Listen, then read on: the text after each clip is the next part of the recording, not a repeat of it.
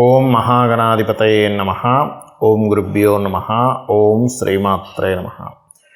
పరమేశ్వర స్వరూపమైనటువంటి జ్యోతిష, వాస్తు మరియు ఇతర అనేకమైనటువంటి శాస్త్రములను మనకు అందించినటువంటి మహర్షులకి నమస్కారం. హయగ్రీవ హయగ్రీవ హయగ్రీవేతి యో వదేత్ తస్య నిస్సరతే వాణి జహ్నుకన్యా ప్రవాహవత్. అరుణాం కరుణాతరంగితాక్షీం ధృతపాశాంకుశపుష్పబాణచాపాం అనిమాదిభిరావృతాం మయూకైః అహమిత్యేవ విభావయే భవానీం. శ్రీమాత్రే నమః. ప్రేక్షకులందరికీ కూడా లలితాంబిక అమ్మవారి యొక్క అనుగ్రహం పరిపూర్ణంగా కలగాలని మనస్ఫూర్తిగా కోరుకుంటూ మనం ఈరోజు చెప్పుకోబోయేటువంటి టాపిక్ ఏంటంటే, చూడండి, చాలామందికి ఒక్కొక్క జాతకాన్ని బట్టి, పర్సనల్ చార్ట్ని బట్టి వారు ఏ దేవత ఆరాధన చేస్తే బాగుంటుంది, అందులోని ఆ దేవతకి ఆ దేవతా సంబంధించిన మంత్ర జపం చేస్తే బాగుంటుందా, లేకపోతే ఆ దేవతా సంబంధించిన లేదా ఆ గ్రహ సంబంధించిన దానం ఇస్తే బాగుంటుందా, తర్పణము చేస్తే బాగుంటుందా. తర్పణము అంటే నీటితో కానీ పాలతో కానీ చేస్తూ ఉంటారు. అదేవిధంగా హోమము చేస్తే బాగుంటుందా అనేటువంటిది ఉంటుంది. అది ఎందుకు తీసుకుంటారు అంటే, వీళ్ళ యొక్క పూర్వజన్మ కర్మ ఒక్కొక్క జాతకానికి స్పెసిఫిక్గా ఒక్కొక్క మార్గం ద్వారా అది నల్లిఫై అవ్వడం జరుగుతూ ఉంటుంది.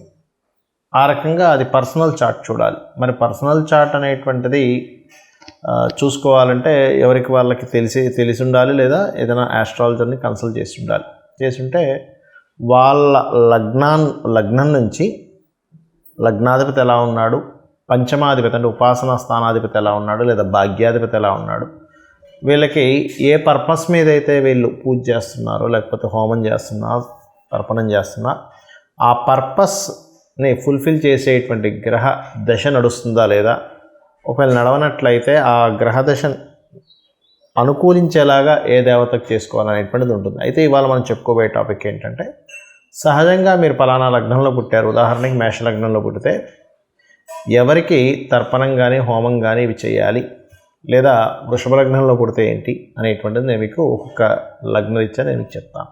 వృశ్చిక లగ్నము, వృశ్చిక రాశి, వృశ్చికం వారికి కనుక చూసుకున్నట్లయితే మీరు ఎక్కువగా అభిషేకాలు, తర్పణాలు ఎంత చేస్తే అంత మంచిది. ఇది ఎలా చేయాలి మీరు చూసుకున్నట్లయితే, పసుపుతో కానీ పసుపు నీటితో కానీ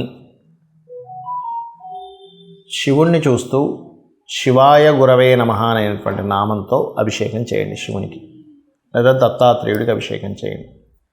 ఇంకా అమ్మవారి యొక్క మూర్తులు మీ దగ్గర ఉన్నా, లేకపోతే మీకు దగ్గరలో ఆలయం ఉన్నా సరే అక్కడికి వెళ్ళి మిశ్రీ కానీ చెరుకు రసం కానీ వీటితో అభిషేకం చేయండి అమ్మవారికి. మీరే చూస్తారు ఎంత గొప్ప ఫలితం వస్తుందో. దీంతోపాటు పెసలు అంటారు, పెసలు దానంగా ఇస్తూ ఉండండి. మీరు పెసలు ఎంత దానంగా ఇస్తూ ఉంటే మీకు ఏమవుతుందంటే, ఒక్కొక్కసారి చూడండి, మనం ఏదో షేర్ మార్కెట్లోనో లేకపోతే ఇంకో దగ్గర సడన్గా కొన్ని లక్షలు పోగొట్టుకున్న వాళ్ళు, కోట్లు పోగొట్టుకున్న వాళ్ళని నేను చూశాను. అదే రూపంలో వచ్చిన వాళ్ళని కూడా చూశాను షేర్ మార్కెట్స్లో. వాటిలో ఆకస్మికంగా మీకు వచ్చేటువంటి ఇబ్బంది ఏదైతే ఉంటుందో సడన్గా పోయేయండి అంటూ ఉంటాం. ఆ ఆకస్మికంగా పోయే ధనం పోకుండా అవుతుంది మీరు పెసలు కనుక దానంగా ఇస్తూ ఉంటే. ఒక్కోసారి చూడండి, టెక్నికల్ ఇష్యూస్ వల్ల పోతుంటాయి. ఒక్కోసారి ఏదో షేర్ మార్కెట్ చేస్తుంటారు, అప్పుడే గ్రాఫ్ పైకి వెళ్తుంది లేకపోతే కిందకు వస్తుంది అన్నప్పుడు దాన్ని ఆప్షన్స్ అంటారు షేర్ మార్కెట్. అదేదో ఆప్షన్ కొడదామంటే టెక్నికల్గా ఏదో ఆగిపోతుంది, ఇక్కడ సిస్టంలో ఏదో స్ట్రక్ అయిపోతుంది, లేకపోతే పవర్ పోతుంది, లేకపోతే ఇంకేదో సంథింగ్ ప్రాబ్లమ్స్ వస్తూ ఉంటాయి. అరే ఆ టెక్నికల్ ఇష్యూ వల్ల నేను ఎంత కోల్పోయానండి అంటూ ఉంటారు. అయితే షేర్ మార్కెట్లోకి వెళ్ళాలంటే ముఖ్యంగా గుర్తుపెట్టుకోండి, 2, 5, 8, 11 కాంబినేషన్ అంటారు. అంటే ద్వితీయాధిపతి, పంచమాధిపతి, లాభాధిపతి, అష్టమాధిపతి ఆ యొక్క గ్రహ కాంబినేషన్ ఉంటూ, రెండవది ఏంటంటే ఇక్కడ చూసుకున్నట్లయితే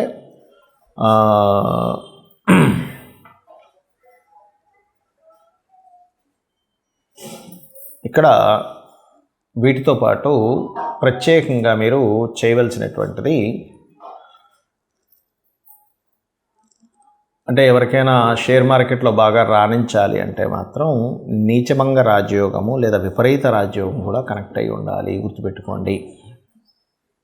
అదేవిధంగా ఇక్కడ మరొక విషయం ఏంటంటే, ఈ కాంబినేషన్ ఏదైతే ఉందో వృశ్చికం వారికి మీరు వీలున్నప్పుడల్లా కూడా అన్నపూర్ణాదేవికి సంబంధించిన స్తోత్రం చదువుతూ అన్నదానం చేస్తే కూడా చాలా చక్కటి ఫలితాలు వస్తాయి. మరి కొంతమందికి జన్మజాతకం ఉండదు, వాళ్ళ డేట్ ఆఫ్ బర్త్లు తెలియదు, వాళ్ళ లగ్నం తెలియదు, వాళ్ళ రాశి కూడా తెలియదు. అప్పుడు ఏం చేయాలి? జనరల్గా చేసుకునేవి కొన్ని ఉంటాయి. జన్మజాతకం తెలిసి వాళ్ళు తీసుకునే దీన్ని బట్టి ఉంటుంది. ఇది 2 రకాలుగా ఉంటుంది. ఒకటి మీకున్న సమస్యని బట్టి, రెండవది మీకు సమస్య కాకుండా జనరల్గా చేసుకునేటువంటి పద్ధతి. నేను 2 విషయాలు చెప్తాను. ఒకటి, నిత్యము సూర్య నమస్కారాలు చేసుకోవడం. నిత్యము సూర్య నమస్కారం చేసుకుంటూ సూర్యుడికి అర్ఘ్యం వదలడం. ఇక్కడ 3 విషయాలు ఎట్ ఏ సేమ్ టైం ఇక్కడ 3 విషయాలు ఒకటేసారి జరుగుతాయి. ఎలాగా అంటే, ఒకటి, సూర్యుడిని స్తోత్రిస్తున్నాము ఆదిత్య హృదయంతో, సూర్యభగవాన్ని నమస్కరిస్తున్నాము. సూర్యుడు అగ్నిస్వరూపం, అంటే సూర్యుడిని నమస్కరిస్తున్నామంటేనే ఒక హోమం చేస్తున్నట్టుగా, యజ్ఞం చేస్తున్నట్టుగా, సూర్యుడికి నీళ్ళు వదులుతున్నామంటే తర్పణం జరుగుతున్నట్టుగా. దీంతో పాటు మీరు ఆదివారం నాడు కానీ, సప్తమి వచ్చినప్పుడు కానీ, సూర్యుడి యొక్క నక్షత్రాలు అంటే కృత్తిక, ఉత్తరాషాఢ ఈ నక్షత్రాల్లో కానీ మీరు గోధుమలు దానంగా ఇచ్చినట్లయితే, మీ జన్మజాతకం తెలియదు కాబట్టి 4 విషయాలు చేస్తున్నారు. దానం ఇస్తున్నారు, సూర్య నమస్కారం చేసుకుంటున్నారు, అర్ఘ్యం వదులుతున్నారు, స్తోత్రపారాయణం చేస్తున్నారు ఆదిత్య హృదయం. దీనివల్ల ఏమవుతుంది అంటే, మీకు ఏదైతే పూర్వజన్మల్లో చేసినటువంటి కర్మ ఒకవేళ నెగటివ్గా వస్తున్నట్లయితే, ఆ నెగటివ్గా వస్తున్నటువంటి కర్మ అది అక్కడికట్లా ఏదైతే ఆ ప్రభావం చూపిస్తూ మీకు ఇబ్బంది కలుగుతుందో ఆ ప్రభావం అనేటువంటి తగ్గుతుంది. ఇక రెండవది, లలితా సహస్రనామాలు మరియు పితృదేవత సంబంధించిన ఆరాధన. అంటే ఎలాగండి? మీకు డేట్ ఆఫ్ బర్త్ టైం ఏమీ తెలియదు. అప్పుడు ఏం చేయాలంటే, దేవీ భాగవతంలో అమ్మవారే స్వయంగా చెప్పినటువంటి తిథులు కొన్ని ఉన్నాయి. దాని తర్వాత ఇంకో 2 తిథులు కొంతమంది పెద్దవాళ్ళు చేర్చారనుకోండి. అవి ఏమిటి అంటే, ఒకటి చతుర్దశి, అష్టమి, నవమి. ఈ 3 తిథుల్లో నా యొక్క అనుగ్రహం అంటే అమ్మవారి యొక్క అనుగ్రహం చాలా దగ్గరగా ఉంటుందట. ఆ సమయంలో ఎవరైతే దేవీ భాగవత పారాయణం కానీ, చండీ సప్తశతి కానీ, ముఖ్యంగా లలితా సహస్రనామాలు కానీ ఎవరైతే పఠనం చేస్తారో, అంటే బాగా తీవ్రమైనటువంటి కష్టంలో ఉన్నారు, లేకపోతే బాగా తీవ్రంగా ఆగిపోయింది ఏదైనా ఒక విషయం, రోజుకి 27 సార్లు కనుక ఈ తిథుల్లో కనుక చేయగలిగితే మీకున్నటువంటి పూర్వజన్మ పాపకర్మ దగ్ధమవుతుంది. దాని ద్వారా మీరు ఇప్పుడు అనుకున్న సంకల్పం నెరవేరుతుంది. మరియు మొత్తం 5 తిథులు అన్నారు కదండి, 3 చెప్పారు కదా. అంటే తర్వాత చేరినటువంటివి అమావాస్య, పౌర్ణమి కూడా. అమావాస్య, పౌర్ణమి చేస్తే కూడా ఈ యొక్క అమ్మవారి అనుగ్రహం చాలా త్వరగా చాలా ఎక్కువగా వస్తుంది. ఇక పితృదేవత సంబంధించింది కూడా చేయాలని చెప్పాను. అదేమిటి అంటే, ముఖ్యంగా అమావాస్యల సమయంలో కానీ, మీ యొక్క పితృదేవతలకు సంబంధించిన తిథుల్లో కానీ మీరు, అంటే వాళ్ళు గతించినటువంటి తిథుల్లో కానీ మీరు స్వయం పాకము అంటారు.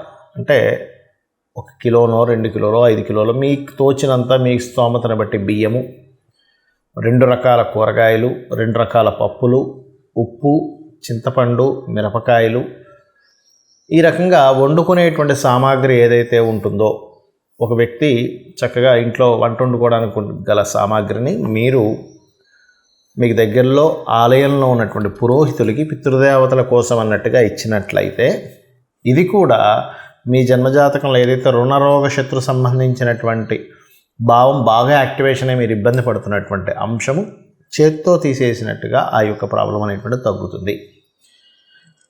అయితే ఇది చాలామంది ఎన్నిసార్లు చేయాలండి అని అడుగుతూ ఉంటారు. ఒకటే గుర్తుపెట్టుకోండి, నిరంతరము చేయండి. ఎప్పుడైతే మీరు దేవతా కార్యాలు కానీ, హోమాలు కానీ, యజ్ఞాలు కానీ, తర్పణాలు కానీ, లేనట్లయితే దానము కానీ మీరు ఎంత చేస్తూ ఉంటారో గుర్తుపెట్టుకోండి, మనం ఎన్ని ఖర్చు పెట్టినా ఒక జీవుడు అంటే ఒక మనిషి జన్మ ఎత్తినప్పటి నుంచి తన తుది శ్వాస అంటే ఆఖరి శ్వాస వరకు కూడా ఎన్నో లక్షలు కోట్లు సంపాదిస్తాడు, ఖర్చు పెట్టేస్తాడు. కానీ ఏది కూడా మన వెంట రాదు. కేవలం భగవత్ సంబంధించినటువంటిది, పరోపకారం చేసినటువంటి పరోపకారంగా ఉపయోగించిన ధనం సంబంధించిన పుణ్యము మాత్రమే మన వెంట వస్తుంది, గుర్తుపెట్టుకోండి. కాబట్టి లేదా గోసేవ, గోవులకు వెళ్ళి సేవ చేస్తే కూడా అది పుణ్యంగా వస్తుంది.